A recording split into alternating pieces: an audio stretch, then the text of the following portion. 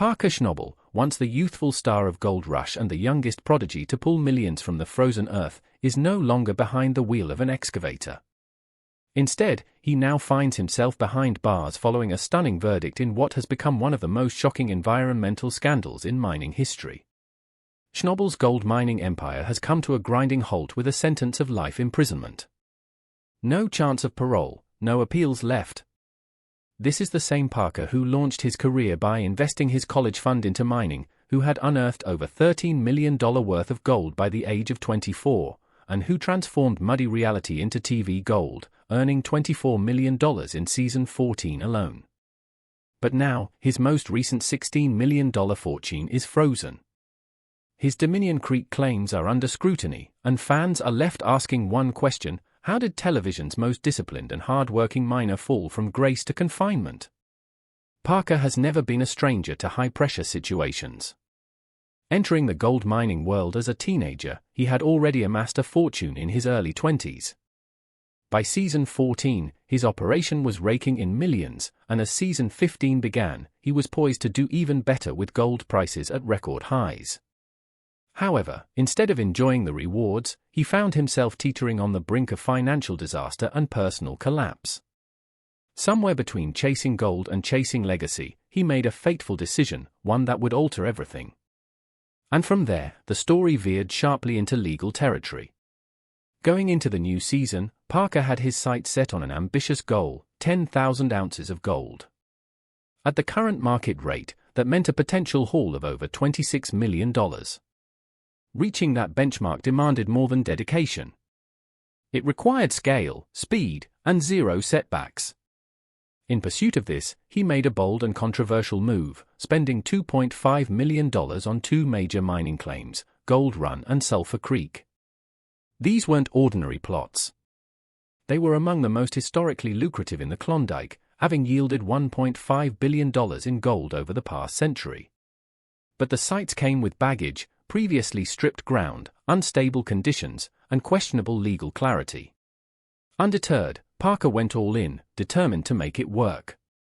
To develop Sulphur Creek, Parker needed to move his most powerful wash plant, Bob, from another claim, a 25-meter haul, the longest his team had ever attempted. He gave them just 10 hours to complete it. The timeline was nearly impossible, but somehow they made it happen. Mechanics scrambled to fix breakdowns, Tyson Lee handled logistics under pressure, and Bob finally roared back to life. For a brief time, things were looking up. In just 4 days, Bob pulled in over 290 ounces of gold worth $766,000.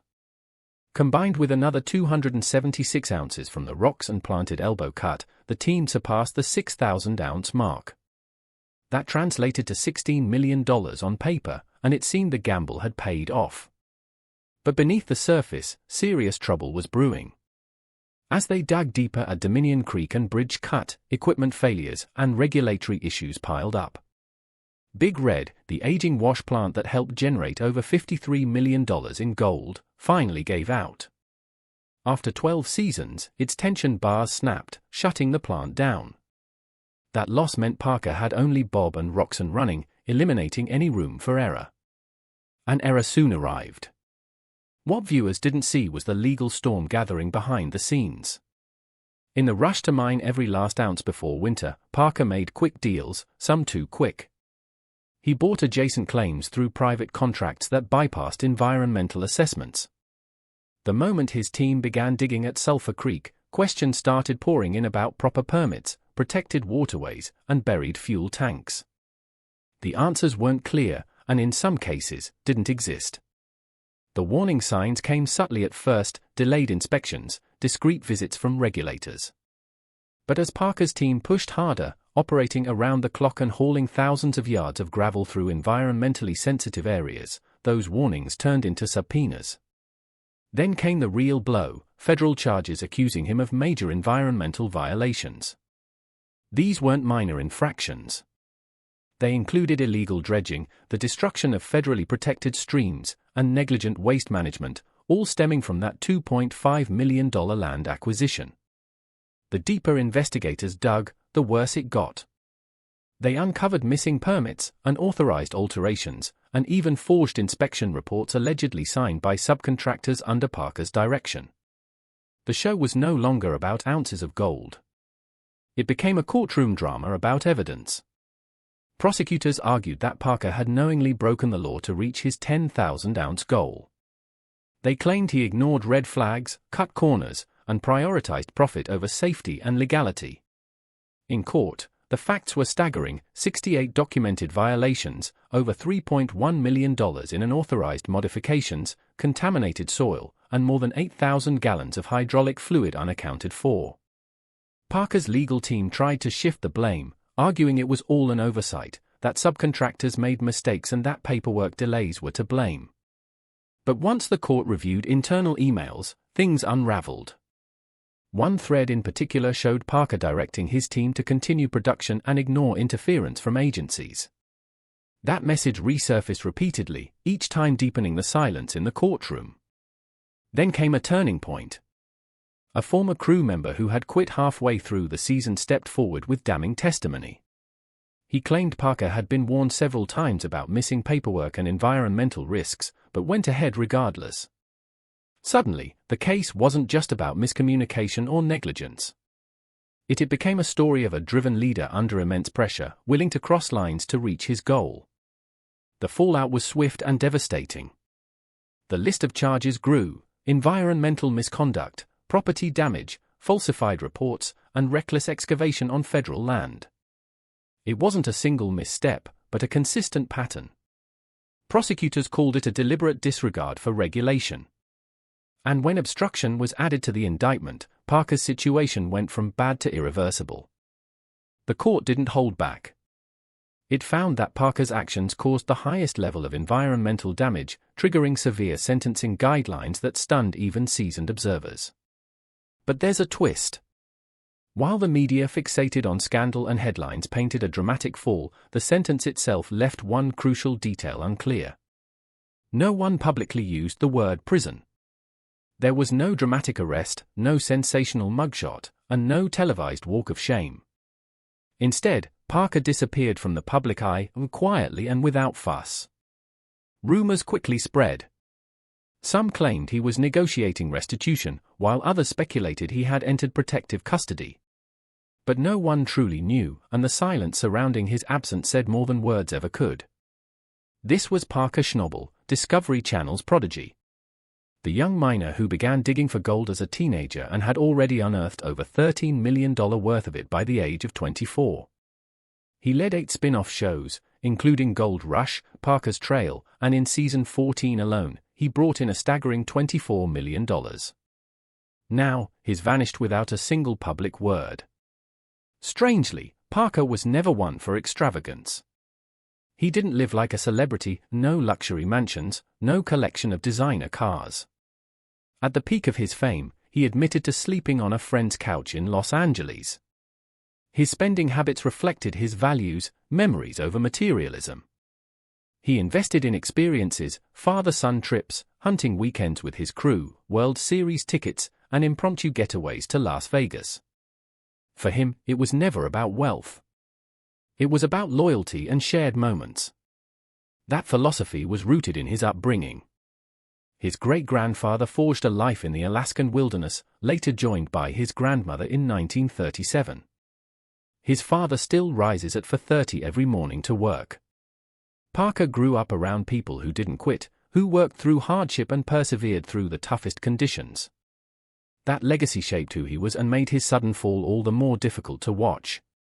He once spent an entire summer working alongside his grandfather, sharing dinners and listening to stories passed down through generations. He later confessed he wished he had recorded those moments. To him, those memories were more valuable than any amount of gold. Parker understood from an early age that money doesn't last, but legacy does. And now, that legacy is on shaky ground. Season 15 was supposed to mark his triumphant return, a defining chapter where he'd achieve 10,000 ounces and leave the competition in the dust. Instead, it turned into what many call a cursed season. Equipment malfunctions, permit issues, and a string of legal battles plagued the operation. Despite his relentless efforts to stay focused and push harder, faster, and smarter, it wasn't enough. The pressure caught up with him, and something gave way. No one knows what's next. The $16 million he earned this season is now entangled in legal reviews. Mining claims have been suspended, and his crew has dispersed. While some remain silent, others try to keep the operation afloat. But without Parker, the heart of the team, everything feels unstable. Dominion Creek represented Parker's biggest gamble. Unlike previous ventures where he leased land, this time he bought it outright. No rent, no royalty payments, but full responsibility. He paid $15 million upfront in a single non-refundable transaction just to secure the site. The challenge? The gold wasn't anywhere near the surface. It lay buried more than 40 feet deep, demanding a massive investment in machinery, labor, fuel, and time. On paper, the decision was brilliant. Dominion was estimated to contain 80,000 ounces of gold, worth about $160 million at current prices. To Parker, Dominion wasn't just another mine. It was the future. He envisioned pulling 10,000 ounces annually over 6 seasons to reach that goal. That was the plan, the roadmap. But time wasn't on his side. His permits and water licenses had only 6 years left, with no guarantee of renewal. If regulatory bodies didn't extend the licenses, whatever gold remained underground would be lost forever. So Parker did what he always does. He bet everything. His crew moved millions of yards of earth, 25 million bankards over the claim's lifespan. That volume expanded to nearly 30 million yards when processed. The pace was relentless. The workload was grueling. Machinery broke down, workers wore thin, and deadlines slipped. And the pressure, it affected everyone. Tyson Lee, Mitch Blask, the whole team felt the weight of the operation. Because this wasn't a lease claim. There was no safety net. Every hour of downtime drained money. Every missed ounce was lost revenue. For Parker, failure simply wasn't an option. Not after the $15 million investment. Not with a ticking clock on permits. And not when so many livelihoods depended on his success. Rewind to where it all began. Parker never took the safe route. From his debut on GoldRush, Alaska in 2010, he distinguished himself from other miners. While others bought flashy gear and toys, he zeroed in on land strategy and crew dynamics. By 2024, he had already brought in $13 million in gold. By season 14, he hit $24 million, and his journey had taken viewers across the Klondike, Oregon, Colorado, and even the jungles of Varna. He was tireless, calculated, and resilient. But in season 15, the stakes and the stress rose dramatically. Dominion was transformative, but so was the burden. Parker admitted that his biggest fear wasn't losing money, it was losing his crew. Downsizing meant cutting loose the very people who had helped him rise. He'd rather sacrifice profits than abandon them. That's why he chose to scale up instead of pulling back. He acquired more land, grew operations, and even signed a royalty agreement with Metallic Minerals, securing exclusive mining rights to a 12-kilometer stretch of Australia Creek. That contract alone included a $1 million annual minimum and royalty payments for every ounce extracted. Now, alongside Dominion, he was running a second major project under the Little Flake mining umbrella. The expansion was rapid and the stakes were massive.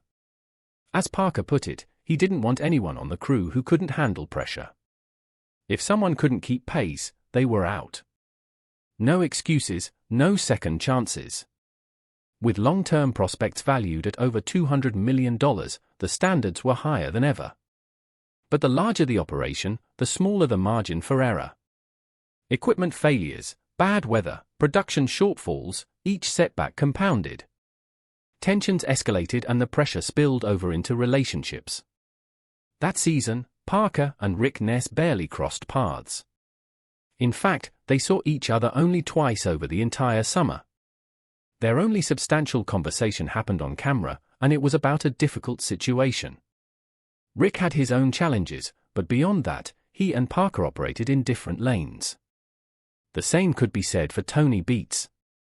Years ago, Parker and Tony used to clash constantly, battling over permits, land, and royalty payments. But this time around, they kept their distance. A few friendly coffees behind the scenes were all they shared. There was no longer a debt between them. Parker owned his ground, held his permits, and wasn't writing royalty checks anymore. That meant fewer arguments, but also less connection. And that loss of connection had consequences. When the pressure at Dominion began to mount, Parker didn't have much outside support. He was all in, head down, focused, doing whatever it took to stay afloat. At the same time, he remained committed to his public ventures. He finalized a major deal with Metallic Minerals, pressed forward on a 400-hole drill program, and in 2022 received the Robert E. Alecki Award from the Yukon government for environmental stewardship, just 2 years before his operation came under legal scrutiny. That's how quickly the mining world can turn. One season you're collecting awards, and the next you're under investigation. Off the job, Parker was as grounded as ever. He wasn't living lavishly in mansions or flying on private jets. He surfed couches, 1 week in LA, the next in Mexico or the Bahamas. He kiteboards, snowmobiles, and spends his winters on snow bikes, when they're not breaking down. He never flaunted wealth. He was always on the move, always chasing the next challenge. And maybe that's part of the issue. While people question how a guy in his 20s could earn $13 million by age 24, Parker was already reinvesting, taking bigger risks, buying new claims, not from a skyscraper office but 40-foot underground at Dominion Creek, where one bad decision could sink an entire season. By 2024, Parker's estimated net worth ranged from $8 million to $10 million. Still, it surprised many, especially considering his decade-long run as the face of a top-rated Discovery Channel series. He didn't wear high-end watches or collect exotic cars. He didn't even own much real estate. The only documented property was a modest home in Haines, Alaska, 2,000 square feet, built in 2015, with a wood frame and mill roof tucked away on a quiet lake. It was far from flashy. At one point, rumors spread that he bought a $950,000 mansion, but he denied it outright. Said he was homeless and preferred crashing on friends' couches. For most people that wouldn't sound believable, but with Parker it added up. This is the same guy who spent his entire college fund betting on himself. While other teenagers picked dorm rooms, Parker was choosing rock formations and buying permits. His $17 million gamble on Dominion Creek wasn't his first. It was just the biggest, the boldest, and the riskiest. That land wasn't easy gold. It was buried deep, 40 feet beneath frozen soil. To make it viable, he'd need to move 30 million bankers of dirt over 6 years, over 5 million yards annually without pause. And it wasn't just about the equipment. It was about the people, the pace, the pressure. Dominion wasn't a mine. It was a gold-hungry beast, and Parker was the only one ready to tame it. Even as gold prices surged, he didn't slow down. He went all in, expanded his crew, upgraded his gear, and secured royalty deals with Metallic Minerals to mine Australia Creek. He prepaid royalties and committed to $1 million in annual work. He wasn't just digging for gold. He was building an empire. And the effort didn't stop in Yukon. Parker went global: Guyana, Papua New Guinea, Alaska, Australia, Brazil. From the Klondike to the jungle, glacier to rainforests. While other teams shut down for winter, he was halfway around the globe filming Parker's trail, digging where few dared, navigating languages he didn't speak, braving bugs, landslides, and altitude sickness. At 16,000 feet in the Andes, altitude sickness left him flat. Still, he pushed forward. And through all of it, the cameras kept rolling. Between GoldRush, Parker's trail, streaming rights, merchandise, and sponsorships, his $2,500 per episode salary added up fast. Reports suggest his total earnings topped $4 million per year, factoring in mining profits and TV deals. His crew also earned well, between $10,000 and $25,000 per episode. It was a money-making machine. But here's the catch. Despite the millions, the fame, and the spotlight, Parker was never really chasing money. He was chasing legacy. He wanted to honor his grandfather, protect his team, and prove that a kid from small-town Alaska could take on the toughest industry in the world and win. That's why this moment stings more than expected, because this isn't a scandal involving some fame-hungry star. This is Parker Schnabel, the kid who came up in the dirt, who never gave up, who built a dynasty with a backhoe and a loyal crew. And now it's all on hold. His $16 million haul from the latest season, frozen. His Dominion claims, under legal review. His royalty mines, silent. His future, uncertain. Discovery is still airing season 15 episodes, but the elephant in the room looms large. No one's saying it aloud, but everyone feels it. The big question now is, does Parker bounce back stronger than ever, or has the golden run come to an end? Thanks for watching. Make sure to like and subscribe.